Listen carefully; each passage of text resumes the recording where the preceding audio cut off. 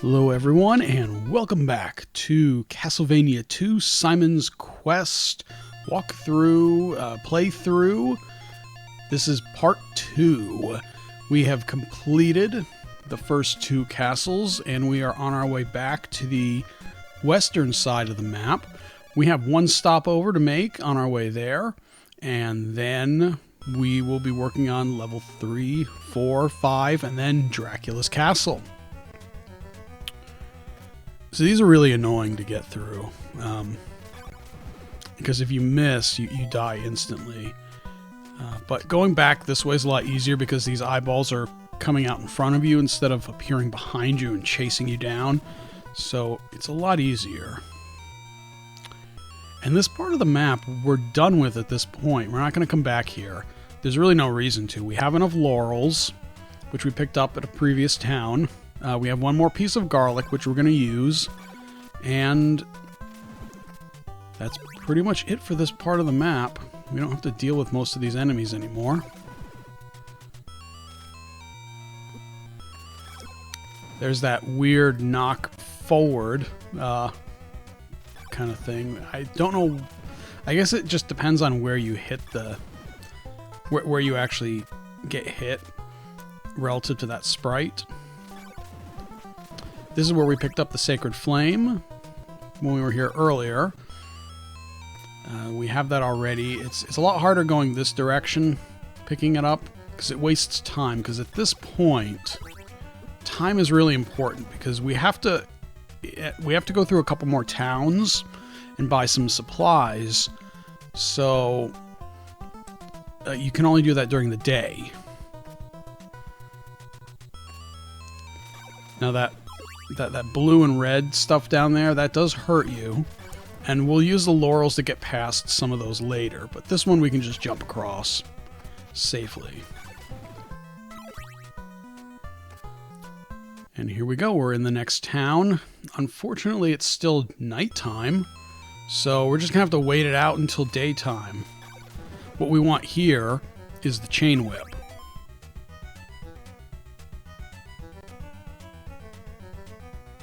Okay, here we go. Daytime now. And we just waited right at the entranceway. Again, these people are all hiding from Dracula because he's just terrorizing these towns. And these people have, of course, the weapons to defeat him, so they've basically walled up their basements and hidden down there. And I don't know what will happen to them. Like, they're walled down here, so when will they know when Dracula's dead? They have to come out eventually. There it is, the chain whip. So this is going to really help us because the western part of the map has some very difficult enemies that take a lot of hits to kill if you don't have this weapon. And we might as well stop by at the church before we leave. You talk to the priest and he heals you. And if you notice, my life bar is getting a little longer. It's because I've been gaining levels, mostly while I was grinding in the dungeons, which I cut those parts out because it's really boring and it takes up a lot of time. It's crazy that there's that water there in the towns, because even going to the general store apparently is like you can potentially be killed or drown going there. So that's crazy. Yeah, the obligatory enemy is too close to the screen. That's just bad enemy placement, because sometimes that can happen to you like 2 or 3 times on a screen. You get bounced back and forth. It's kind of funny. There's one spot where that can happen if you're not ready for it. Again, just like going through this part the first time, don't wait on these mermen to land, because once they land, they just kind of stand there, and they're hard to hit, and they shoot fireballs. So those fireballs can knock you into the water, which is instant death. And at this point, instant death isn't too bad because there's nothing we need to buy just yet. We're going to go straight to level 3 at this point. But if you've saved up a lot of hearts to buy something at the next town and you game over, you basically have to grind for that again. And if you're trying to beat the game in the 7 days to get the best ending, you literally can't let that happen. You basically have killed your run, and you're going to get the middle ending. Which is just it's a very unimpressive ending. Like, the worst ending is kind of cool, because, like, you die in the fight, but then the middle ending is like, you live, Dracula's dead, no big deal. Alright, so this is the first new area that we've seen in this video. Got some new, interesting enemies that haven't really appeared in other side-scrolling Castlevania games. It's actually surprising, because these are some pretty cool designs. Here we're going to use the laurels. We're just going to use one. Laurels make you invincible for a short period of time, which allows you to cross these. And we need to make sure it's turned off, because we don't want to use the laurels by accident, because we need those other 3 for the rest of the game. Now here's the oarsman. You show him the Heart of Dracula, which is up on the top bar here. And he tells you, I'll take you someplace good. Hee hee hee. And instead of taking you to the next town, he takes you to the 3rd mansion. But you still have to survive, because those things, like you just saw, can knock you off that. But we're going to try it again. We show him the heart. And hopefully he takes us to where we go without us dying in the process. You just have to be at the very front of the boat, and you have to jump off, because he, like, turns back, like, almost immediately. Here we are, level 3, or the 3rd mansion, I should say. You know, the funny thing is that those spikes that I just jumped over, you don't instantly die in this game if you hit spikes. But you do, like, pinball around, yeah, like that. So, they do considerable damage, but not a huge amount of damage. Now, I hate level 3. There are no fake blocks in level 3. This is just a very long, drawn-out dungeon. I think it's the longest one. The walking path to get to the guy with the oak stake and then get to the orb is the longest of any of the mansions. This just feels like it goes on and on and on and on. Like you can see, I can't break any of these blocks to take any shortcuts. It's also a little mazy. If you don't know the path to go, you'll reach dead ends too. So I guess it's like the couple levels up. Then you want to get to this side. So you're all the way on the left. You start at the bottom left of this mansion, and you got to get to the bottom right. So you have to go all the way up to the top, all the way across, all the way down. And then you got to do that again to go back. You got to go back that same path, which is why this is just a really long dungeon. It's not difficult. It's the most time consuming. And even though there's really cool enemy design outside of the mansions, like on the overworld, there's tons of creatures. There's those 2-headed things we just saw earlier. There's the bone pillars. There's mummies, zombies, all sorts of crazy stuff. These 3 things, these little devils, the guys with the tridents, the knights, and then the skeletons are the only thing in the dungeons. So, while the design of this was nice, I think there should have been more variety of enemies here. And there's just the 3. And they just get stronger as you get to higher dungeons. This is bad enemy placement. I don't know that there's a way, if you can't glitch him off the screen, I don't think there's a way to get that guy to get out of the way. So I think you have to take a hit there.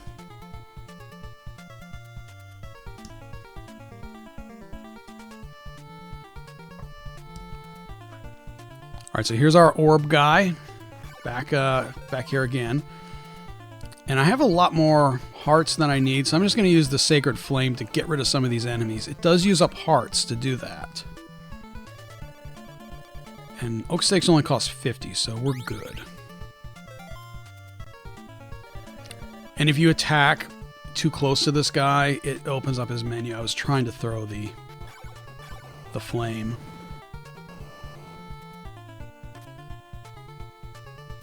Hearts go away pretty quickly, too, just as fast. The other flaw, if you haven't seen this yet or noticed it, it has nothing to do with the frame rate of the YouTube video, but there is no flicker when you get hit. Like Castlevania 1 and 3 on the NES, when you get hit, you flash a little bit. That shows that you're temporary and invincible. You have that temporary invincibility in this game, but you don't flash at all. And it wasn't just like the TV I was playing on and my capture card. I played it on a CRT with the original equipment, and it's still, yeah. See, like you have like 2 seconds of invincibility, but you would never know it. Those bats are easy to avoid, and here we go. Here's Death. One of the worst bosses in Castlevania 1, one of the easiest in this one. We're going to skip by him and get this first, because if we die on Death, I want to have this. I don't want to forget it. So this one is the Eye of Dracula. I can't remember what the eye actually does. I never use it. I think it's just something that you need to have to resurrect Dracula. So I'm going to try and stun lock him first. So if you can stun lock him in place, you can just keep hitting him, but that didn't really work out. So this is a continue right there. I'm just going to fight him normally, just with the whip. And the thing about him is that, just like all the enemies, they stun lock when you hit them for a second, so you can keep doing that. And I'm just hoping that he dies before he inches close enough to me to knock me into the next screen. There we go.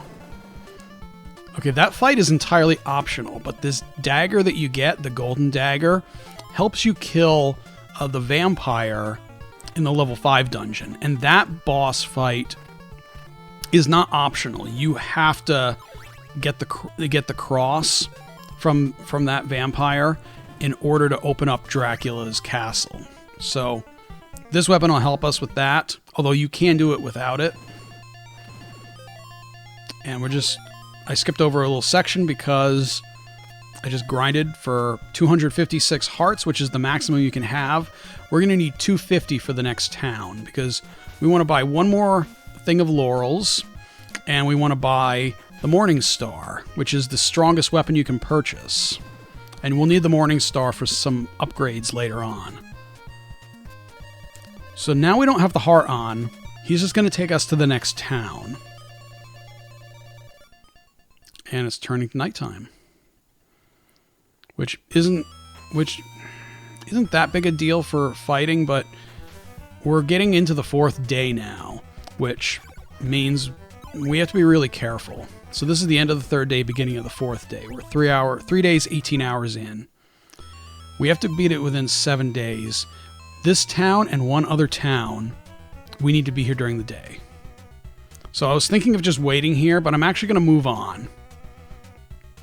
Because there's something we can get in the meantime.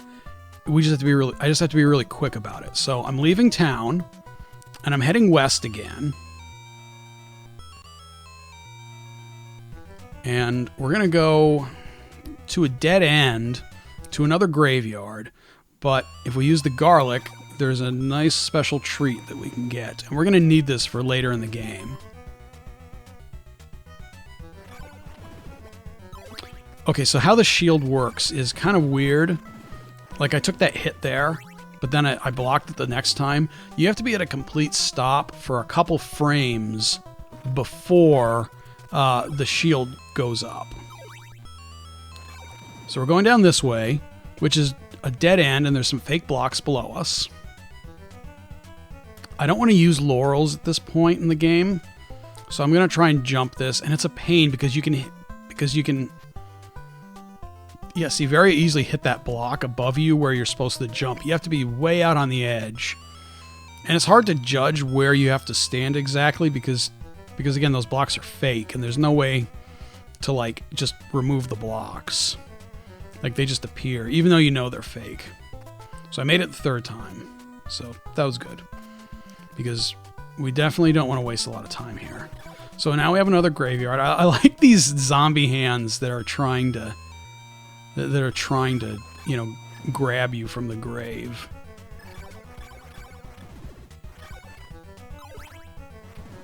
And you can see that these are some tough enemies. They take a lot of hits at this point.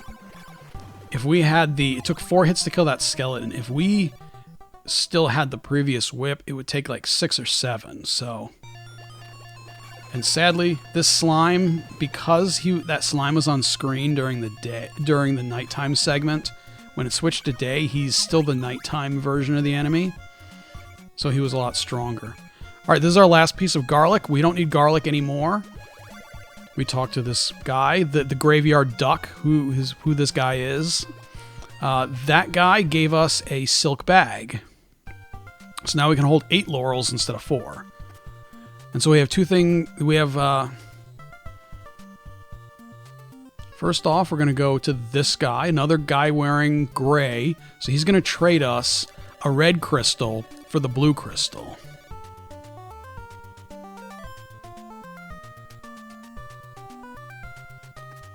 And the last thing I want to do before I leave here, my health is pretty low. I'm at about a quarter health. I'm going to go up to the church, which is at the very top of the map, or very top of the city. And we're just going to heal up, and then we're going to move on to the next area.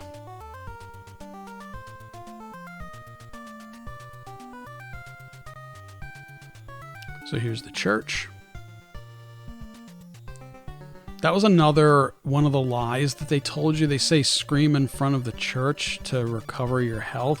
You actually have to go inside and talk to the priest. So it's kind of a half-truth. Healing the church is involved in healing, but not the way they give you the clue.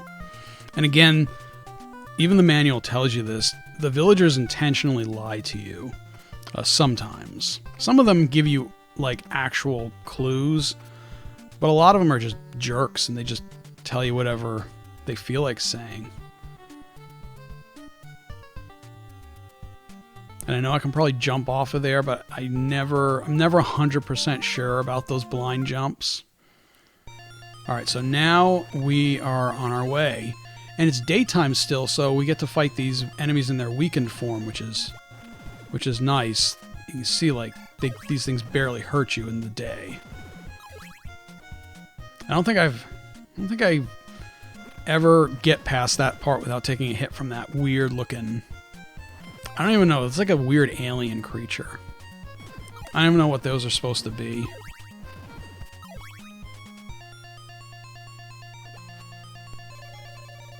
And here we go. It's nighttime again. We have one more town to visit. And then we're never going to have to worry about whether it's day or night ever again. We just need to beat the game in under 3 days at this point.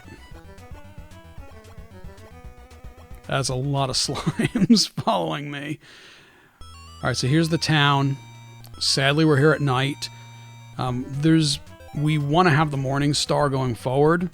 So we are just going to wait it out. Now that it's daytime, we're going to find this guy who's hiding away in his house. Now, I did skip one item, which I didn't need. It's an optional sub-weapon. It's the diamond. You go to one of the cliff sides for it. It's the same as the diamond in Symphony of the Night. It's like a little beam that bounces around the walls. I don't find it very useful in this game, so I skipped by it. So we bought laurels, and now we're going to buy the most important thing, which is the Morning Star.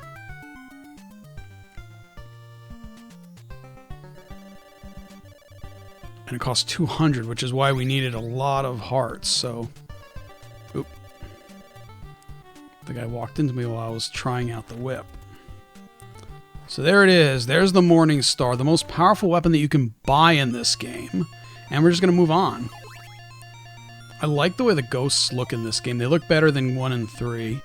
Now we got mummies. So it's like enemies are getting a little more dangerous looking. So you can tell we're progressing into the game. These are very difficult, these blocks. You have to jump. Here, we'll do it in a second. You have to jump when they're at their peak and when that other block on the left is going down. Otherwise, you'll miss. And it just takes some practice. And here we go. This is the part everyone talks about. Equip the red crystal and kneel by the cliff. After about 3 seconds, the game sends a tornado after you. The game locks. You can't move from that point. It's like a cutscene. And it's going to have me switch the disc side. And there you are. The tornado takes you to the 4th mansion, which we'll continue on with in the next video. I'm going to stop it here. And I will see you again tomorrow on Halloween for the final part. Thanks a lot for watching. See you tomorrow.